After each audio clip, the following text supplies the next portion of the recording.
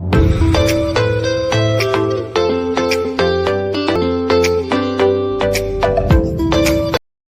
Friends, एक दिन में 6 से 7 ब्लाउज़ बनाने का जादुई ट्रिक मैं आप सबके साथ शेयर करने वाली हूँ। और एक दिन में आप कटिंग भी कर लेंगे और साथ में सिलाई भी कर लेंगे। तो कुछ इस तरीके से मैं बताने वाली हूँ आप सभी को कि आप बहुत ही आसानी से 6 से 7 ब्लाउज़ आप आराम से बना सकते हैं एक दिन में। तो वीडियो को फुल ज़रूर वॉच करना। और साथ ही मैं एक चीज़ और आप सबके साथ शेयर करूँगी, अगर कस्टमर कम पैसे दे रहा है और काम ज़्यादा करवा रहा है तो आप उसे कैसे मनाएँ, ठीक है। बहुत ही अच्छे से ट्रिक्स मैं आप सबके साथ शेयर करने वाली हूँ और वीडियो को लास्ट तक ज़रूर देखना, क्योंकि क्या होता है जब मेहनत करते हैं और उसका जब हमें कम पैसा मिलता है तो हमें कितना बुरा लगता है। और साथ ही साथ हम कस्टमर से कैसे पैसे निकलवाएं, ठीक है। कम पैसे में हम किस तरीके से अपना बड़ा बिजनेस ओपन करें, बड़ा बिजनेस बना लें।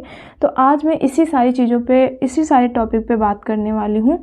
चलिए, सबसे पहले मैं आप सभी का वेलकम कर लेती हूँ। तो मैं कविता स्वागत करती हूँ अपने चैनल कविता लाइफ स्टाइल पर। सो फ्रेंड्स, अभी मैं जा रही थी छत पर। मेरा किचन का सारा कुछ काम हो चुका है, घर में क्लीनिंग वगैरह भी हो गई है। तो छत पर मैं आई तो यहाँ पर मेरे हस्बैंड जी अपनी बिट्टू के थोड़े से बाल कट कर रहे हैं। मतलब जो कलमें होती है ना, वो बहुत ज़्यादा बढ़ गई थी और इसीलिए वो कट कर रहे थे। वो भी शादियों का सीज़न चल रहा है, वो ज़्यादा बड़े बाल अच्छे नहीं लगते हैं।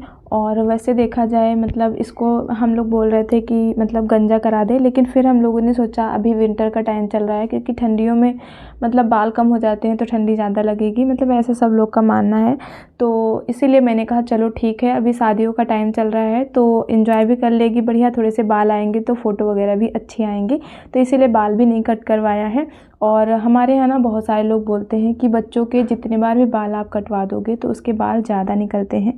तो इसीलिए हम लोगों ने नहीं कटवाया, सिर्फ छांट देंगे अभी और 2-3 महीने बाद अभी टकला करा देंगे, है ना। तो ये देखिए, थोड़ा सा टाइम बचा था तो मैंने कहा आप सबको बाहर का व्यू भी दिखा देते हैं। तो ये मेरे यहाँ मतलब ग्राउंड है जो बाहर, वहाँ का है।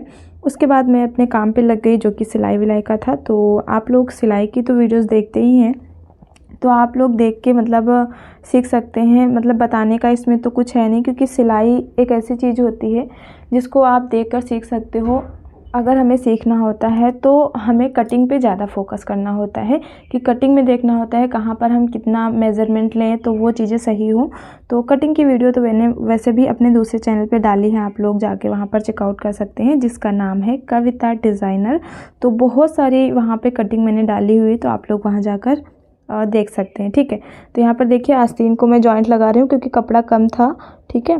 तो चलिए, ये सब तो आप देखते रहेंगे, हम सीधा सीधा अपने टॉपिक पे आते हैं। एक दिन में 6 से 7 ब्लाउज कैसे बनाएं कटिंग और स्टिचिंग के साथ।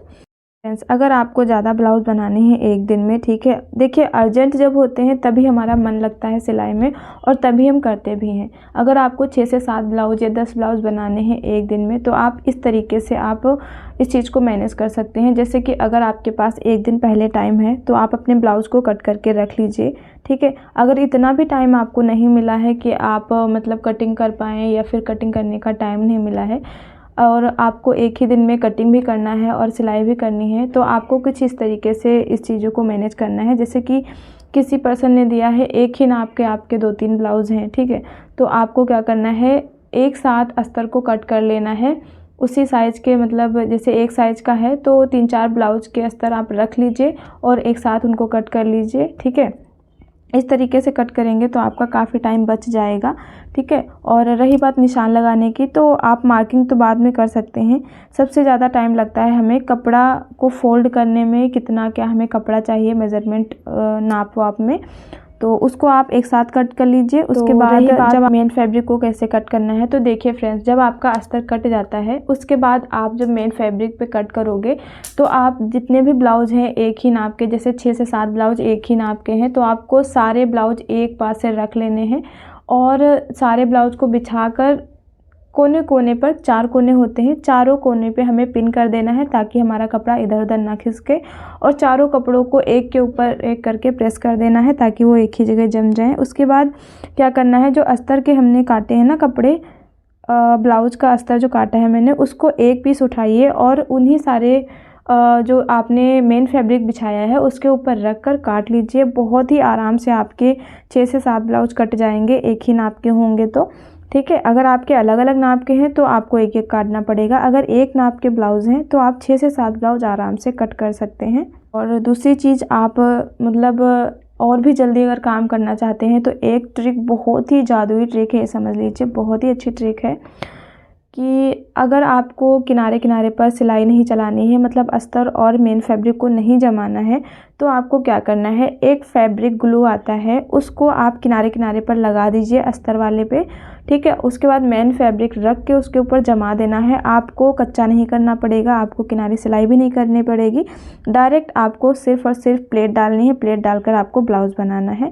तो बहुत ही आराम से, बहुत ही ईजी तरीके से आपका ब्लाउज़ बनकर रेडी हो जाएगा। मुझे लगता है बहुत कम टाइम लगता है, उतना टाइम लगेगा जितना आपको टुकड़ी वाला ब्लाउज़ सिलने में लगता है, मतलब जो बगैर अस्तर का होता है, जितना उसमें टाइम लगता है उतना ही टाइम इसमें लगेगा। इस तरीके से अगर बनाओगे तो बहुत ही अच्छा तरीका है। और एक चीज़ तो और है, अगर आपको और भी जल्दी बनाना है तो अगर आपके घर में कोई हेल्प वाला है तो आप उसको ये ग्लू फैब्रिक वाला जो है ना, इसको दे दीजिए चिपकाने के लिए, वो बच्चे बच्चे चिपका लेंगे। क्योंकि मेरे घर में क्या था, जब मैं मायके में सिलाई करती थी तो मेरी छोटी बहन थी, उसको मैं दे देती थी कि इसके मेन फैब्रिक के ऊपर यहाँ किनारे किनारे पर लगा दो और इसको चिपका देना, सिर्फ सिलाई मैं कर दूँगी। तो वो तो मतलब जिसको सिलाई का काखा अंगा नहीं आता होगा ना, वो भी ये काम कर सकता है। तो ये ट्रिक बहुत ही अच्छी है, आप सब ज़रूर अपनाइएगा। और जो लोग चाहते हैं कि जल्दी, ज़्यादा और स्पीड में काम हो, तो वो लोग ये ट्रिक ज़रूर अपनाएं। और साथ ही में आप अपनी मशीन में ऑयलिंग करते रहेंगे तो आपकी मशीन भी अच्छी चलेगी। सुई भी देख लीजिएगा, अगर वो ख़राब है तो उसे भी सही लगा लीजिएगा। ठीक है।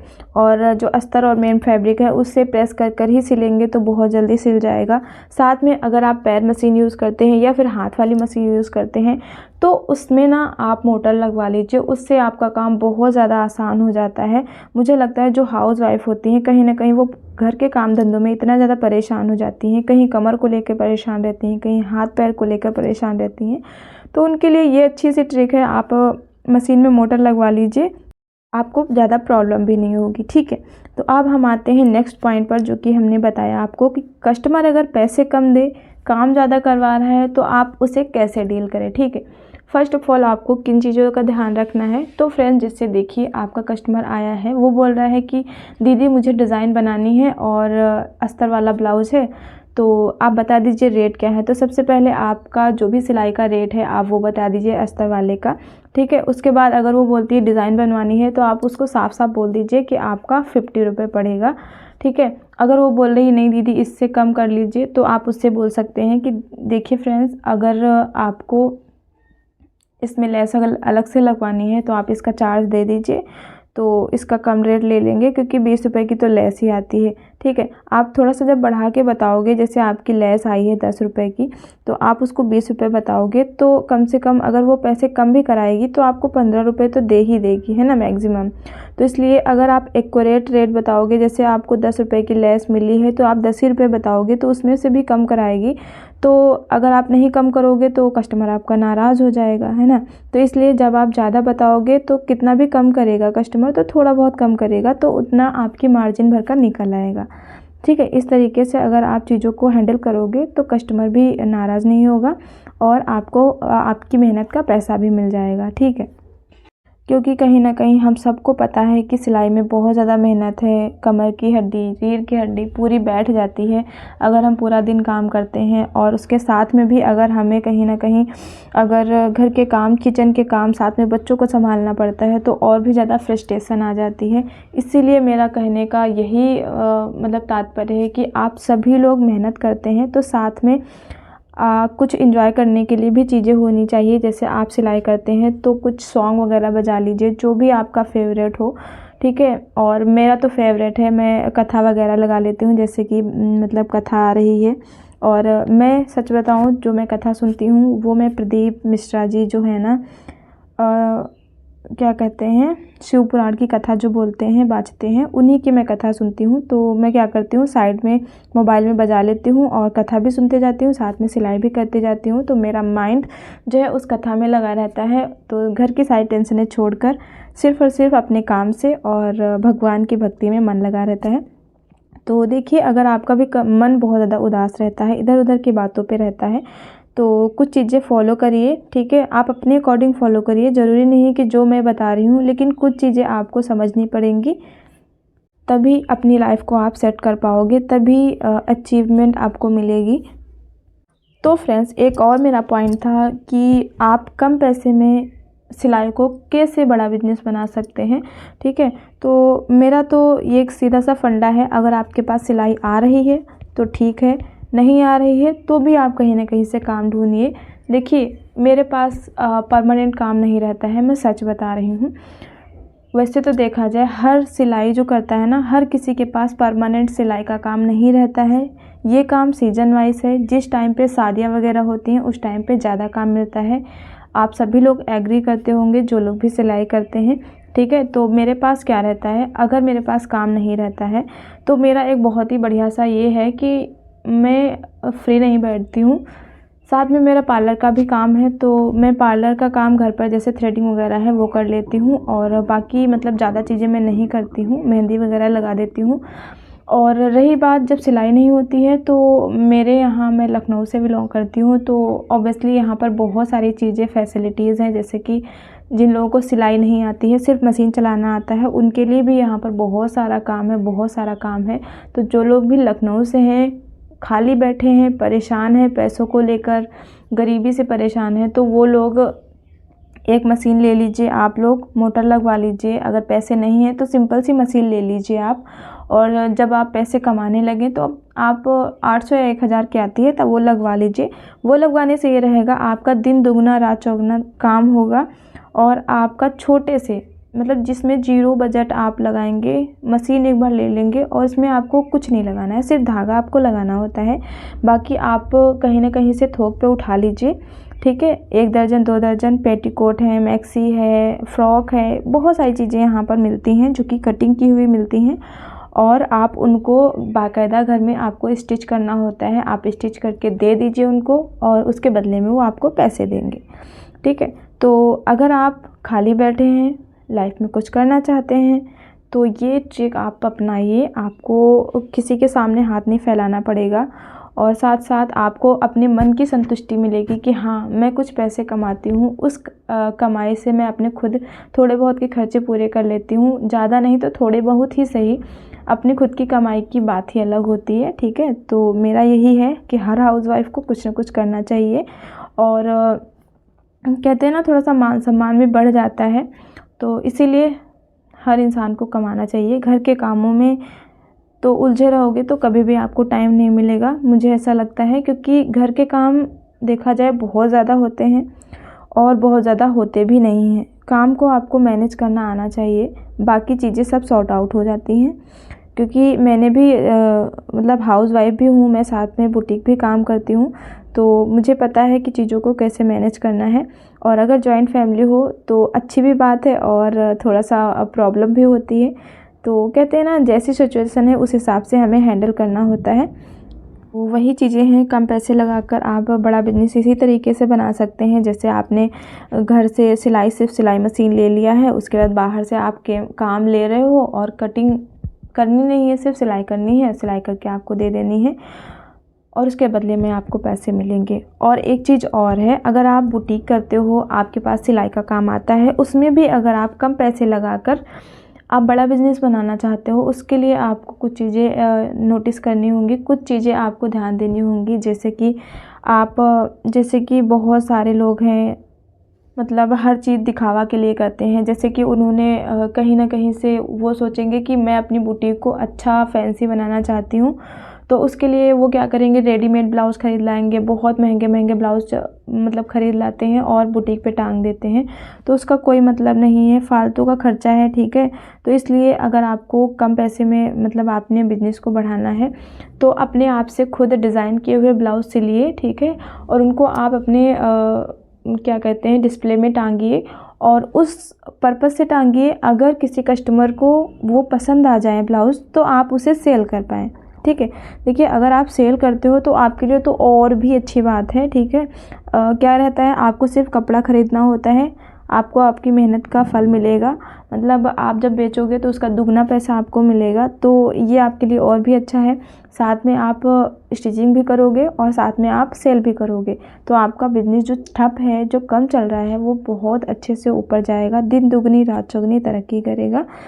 तो कुछ आसान से टिप्स होते हैं जिनको हमें फॉलो करना होता है, और कभी कभी चीज़ें हम लोग को पता भी नहीं होती हैं, उन चीज़ों को हम कैसे अपनी लाइफ में करें कि वो चीज़ें बढ़ें। तो कहीं ना कहीं से अगर हमें सपोर्ट मिल जाता है या फिर कहीं ना कहीं कोई हमें मोटिवेट कर देता है तो हमें बहुत अच्छा लगता है।